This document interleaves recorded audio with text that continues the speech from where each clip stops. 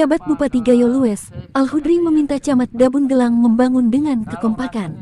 Sebab dengan kebersamaan semua bisa dilakukan. Al-Hudri juga meminta untuk menjaga keharmonisan Muspika, libatkan semua unsur masyarakat dalam membangun Dabun Gelang.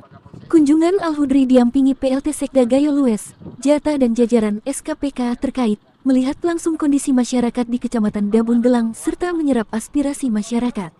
Al-Hudri berpesan agar camat tetap menjaga kekompakan bersama Muspika, menjaga silaturahmi dengan masyarakatnya.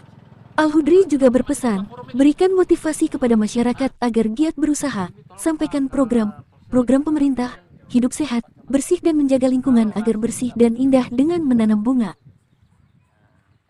Dari Gayo Lues, Bayu mengabarkan.